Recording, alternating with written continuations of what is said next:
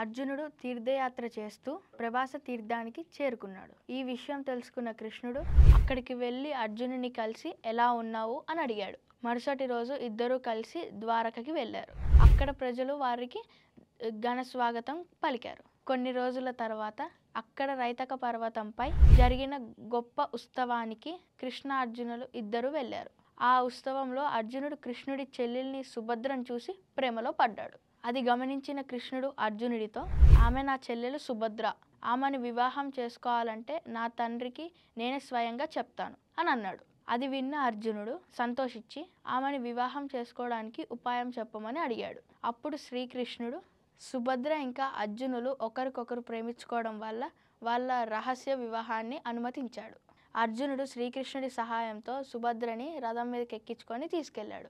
ఈ విషయం తెలుసుకున్న యాదవులు మొదట కోపపడ్డా తర్వాత కృష్ణుడి వారిని గౌరవించి కీర్తి తీసుకొచ్చాడు అని చెప్పడంతో వారు శాంతించారు.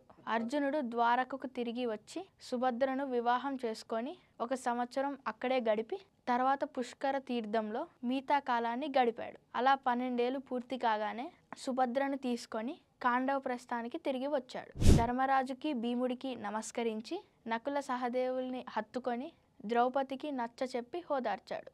కొంతకాలానికి సుభద్రకి అభిమన్యుడు జన్మించాడు. కృష్ణుడు అభిమన్యుడికి జత కర్మాది క్రియలన్నీ చేయించాడు. అభిమన్యుడిని అర్జునుడు అస్త్ర శస్త్రాలు వంటి అన్ని రకాలైన విద్యల్లో అతన్ని సమానంగా తీర్చిదిద్దాడు. కొంతకాలానికి ద్రౌపదికి కూడా 5 పిల్లలు పుట్టారు.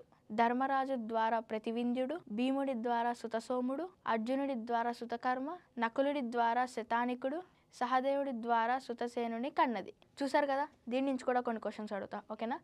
అర్జునుడు తన వనవాస సమయంలో ఎవరిని ప్రేమించాడు? సుభద్ర ఎవరి చెల్లెలు? సుభద్రకి జన్మించిన కొడుకు పేరేంటి?